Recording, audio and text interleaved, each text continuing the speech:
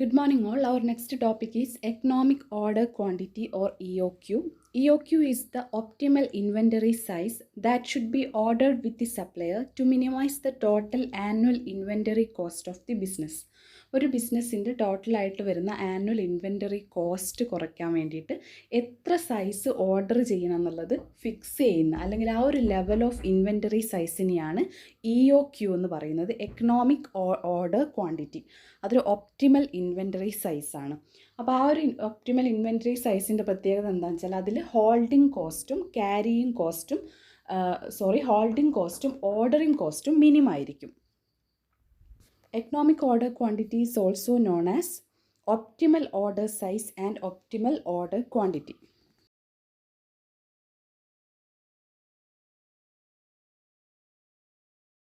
Next നമുക്ക് ordering കോസ്റ്റും holding കോസ്റ്റും എന്താണെന്ന് നോക്കാം. EOQ ഡിറ്റർമിൻ ചെയ്യുന്നതിൽ ഇമ്പോർട്ടൻ്റ് ആയിട്ടുള്ള രണ്ട് ഫാക്ടേഴ്സാണ് ഓർഡറിങ് കോസ്റ്റും ഹോൾഡിംഗ് കോസ്റ്റും. First, ordering cost. These are the cost incurred every time an order for inventory placed with the supplier.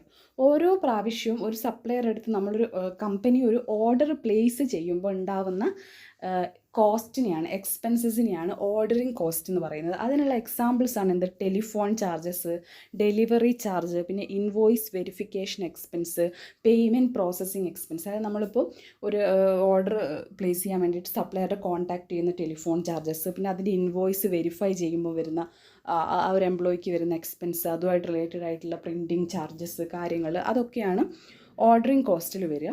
അപ്പോൾ ഒരു വർഷത്തിൽ എത്ര ഓർഡർ വരണം എന്നുള്ളതാണ് തീരുമാനിക്കേണ്ടത്. അപ്പോൾ ഓർഡറിൻ്റെ എണ്ണം കുറയുന്നതിനനുസരിച്ച് എന്താവും? ഓർഡറിങ് കോസ്റ്റും കുറയും. അതായത് ഇപ്പോൾ ഒരു 10 ഓർഡർ ഉണ്ടെങ്കിൽ ഈ 10 പ്രാവശ്യം ടെലിഫോൺ ചെയ്യേണ്ടി വരും, 10 പ്രാവശ്യം വെരിഫിക്കേഷനും കാര്യങ്ങളൊക്കെ വരും. പക്ഷേ 5 ആണെങ്കിൽ അത്രയും സമയമല്ലേ വരുള്ളൂ.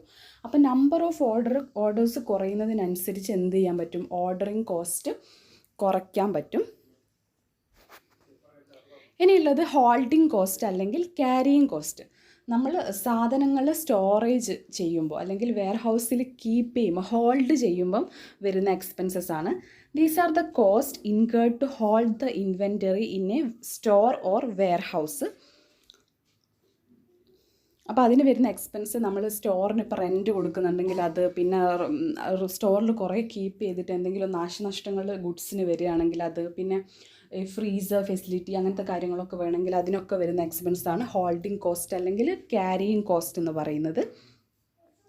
ഓർഡറിൻ്റെ സൈസ് ലാർജ് ആവുമ്പോൾ ഈ പറയുന്ന പോലെ ക്യാരിയിങ് കോസ്റ്റ് കൂടും. കാരണം കുറേ കൂടുതൽ സാധനങ്ങൾ ഉള്ളപ്പോഴാണ് അത് ഡേറ്റ് എക്സ്പയർഡ് ആയി പോകാനുള്ളതും കേടായി പോകാനൊക്കെ ഉള്ള ചാൻസസ് വരുന്നത്. അതേപോലെ കൂടുതൽ സ്ഥലം വേണ്ടി വരും. അതൊക്കെ ഓർഡറിൻ്റെ സൈസ് കൂടുമ്പോൾ ഹോൾഡിംഗ് അല്ലെങ്കിൽ ക്യാരിയിങ് കോസ്റ്റും കൂടും. നെക്സ്റ്റ് നമുക്ക് EOQ അല്ലെങ്കിൽ എക്കണോമിക് ഓർഡർ ക്വാണ്ടിറ്റി എന്ന് പറയുന്ന ആ ഒരു കൺസെപ്റ്റിൻ്റെ അസംഷൻസ് എന്തൊക്കെയാണെന്ന് നോക്കാം. ഈ അസംഷൻസ് തന്നെയാണ് EOQയുടെ ലിമിറ്റേഷൻസ് ആയിട്ടും വരുന്നത്. First one, the total number of units to be consumed during the period is known with certainty. അതായത് ഒരു പീരീഡിൽ നമുക്ക് എത്ര കൺസംഷൻ വരുന്നുണ്ട് എന്നുള്ളത് സെർട്ടനായിട്ടും അറിയാം എന്നുള്ളത്. Second, the total ordering cost remains constant throughout the period. Ordering cost ഇപ്പോൾ ഒരു വർഷം നമ്മൾ പറഞ്ഞില്ല, ഒരു വർഷം ജാനുവരിയിലും ഡിസംബറിലും ഒക്കെ നമ്മൾ ഓർഡർ ചെയ്യുന്നുണ്ടെങ്കിലും അതിൻ്റെയൊക്കെ കോസ്റ്റ് സെയിം ആണെന്നുള്ളൊരു assumption. Third, the inventory cost remains constant throughout the period. നമ്മൾ ഏതാണോ നമ്മുടെ പീരീഡ്, ഫോർ എക്സാമ്പിൾ ഒരു ഫിനാൻഷ്യൽ ഇയറിൽ മുഴുവനായിട്ടും ഇൻവെൻറ്ററിയുടെ കോസ്റ്റിൽ മാറ്റമൊന്നും വരുന്നില്ല എന്നുള്ളത്. Fourth, there are no cash or quantity discounts available. ബൾക്കായിട്ട് എടുക്കുമ്പോഴുള്ള ഡിസ്കൗണ്ട്സ് അല്ലെങ്കിൽ വേറെ എന്തെങ്കിലും ക്യാഷ് ഡിസ്കൗണ്ട്സ് ഒന്നും ഇല്ല എന്നുള്ളത്. Fifth, the whole quantity of ordered inventories delivered in one batch. Order ചെയ്തതൊക്കെ ഒരൊറ്റ ബാച്ചായിട്ടാണ് ഡെലിവർ ചെയ്യുന്നത് എന്നുള്ളത്. Sixth, the optimal quantity for each invariable or stock item is computed separately. Optimal quantity ഓരോ സ്റ്റോക്കിനും സെപ്പറേറ്റ് ആയിട്ട് കമ്പ്യൂട്ട് ചെയ്യുക എന്നുള്ളത്. പലതരത്തിലുള്ള സ്റ്റോക്ക് ഒരു കമ്പനി വാങ്ങിക്കുമല്ലോ. Last one, the lead time does not fluctuate and the order is received on time with the total order quantity. ടോട്ടലായിട്ട് നമ്മൾ ഓർഡർ ചെയ്തത് ഒരുമിച്ച് ഒരു ലീഡ് ടൈമിലൊന്നും മാറ്റമില്ലാതെ നമുക്ക് കിട്ടും എന്നുള്ളത്.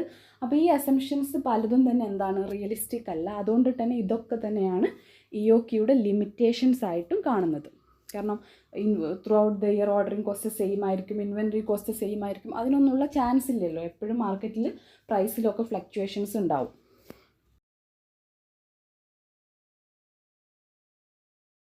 നെക്സ്റ്റ് നമുക്ക് EOQ കണ്ടെത്താനുള്ള ഫോർമുല അല്ലെങ്കിൽ ഇക്വേഷൻ എന്താണെന്ന് നോക്കാം. EOQ is equal to root of 2 into D into O divided by C.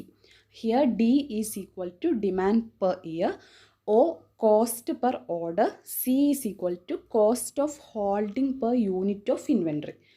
അപ്പോൾ ഇതാണ് ഇക്വേഷൻ. നമുക്കൊരു എക്സാമ്പിൾ നോക്കാം ഈ ഇക്വേഷൻ വെച്ചിട്ട് എങ്ങനെയാണ് കാൽക്കുലേറ്റ് ചെയ്യുന്നതെന്നുള്ളത് കാണാൻ.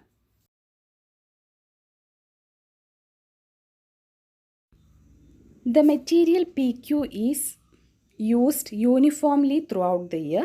The data about annual requirement, ordering cost and holding cost of this material is given below. Annual requirement 2400 units, ordering cost rupees 10 per order, holding cost 0.30 per unit. Determine the economic order quantity of material PQ using the above data. അപ്പം equation എന്തായിരുന്നു? Root of 2 into D into O divided by C. D എന്ന് പറഞ്ഞാൽ demand per year ആണ്, annual requirement ആണ് demand per year. അപ്പം 2400 units ആണ്. അപ്പം 2 into 2400 into പിന്നെന്താണ് സി. ഒ എന്ന് പറയുന്നത് ഓർഡറിങ് കോസ്റ്റ് ആണ് അല്ലേ, കോസ്റ്റ് ഓഫ് ഓർഡറിങ് ആണ്. അപ്പോൾ സി 10 ആണ്, ഡിവൈഡഡ് ബൈ ഹോൾഡിംഗ് കോസ്റ്റ് 0.30. അപ്പം റൂട്ട് ഓഫ് 48,000 ഡിവൈഡഡ് ബൈ 0.30 കിട്ടും. That is root of 1,06,000. That is 400 units ആണ് EOQയുടെ ഫൈനൽ ആൻസർ നമുക്ക് കിട്ടുക. 400 യൂണിറ്റ്സ് ആണ്. ഇനിയിപ്പോൾ നമ്മൾ എന്ത് കാണണം? 400 യൂണിറ്റ്സ് ആണെങ്കിൽ ഓർഡറിങ് കോസ്റ്റ് 10 ആണ്. അപ്പോൾ എത്ര പെർ ഓർഡർ 10 രൂപയാണ് വരിക. അപ്പോൾ നമ്മൾ എത്ര ഓർഡർ ചെയ്യണമെന്ന് കാണണം. നോക്കാം നമുക്ക്. എക്കണോമിക് ഓർഡർ ക്വാണ്ടിറ്റി നമുക്ക് 400 കിട്ടിയിരിക്കുന്നത്. ടോട്ടൽ നമ്മുടെ വർഷത്തേക്കുള്ള റിക്വയർമെൻറ്റ് 2400 അപ്പോൾ എത്ര ഓർഡർ പ്ലേസ് ചെയ്യണം എന്നുള്ളത്, നമ്പർ ഓഫ് ഓർഡർ കാണണമെങ്കിൽ നമ്മൾ എന്ത് ചെയ്യണം? 2400 divided by 400 is equal to 6 കിട്ടും. അപ്പോൾ നമ്മൾ ഒരു വർഷം 6 ഓർഡർ പ്ലേസ് ചെയ്യണം അല്ലേ. അപ്പോൾ ഇനിയിപ്പോൾ എന്ത് ചെയ്യണം? 6 ഇൻറ്റു ഓർഡറിങ് കോസ്റ്റ്, ഒരു ഓർഡറിന് 10 രൂപയാണ് വരുന്നത്. അപ്പം 6 ഇൻറ്റു 10 ദാറ്റ് ഈസ് 60 ആണ് എന്ത് ഓർഡറിങ് കോസ്റ്റ് പെർ ഇയർ വരിക.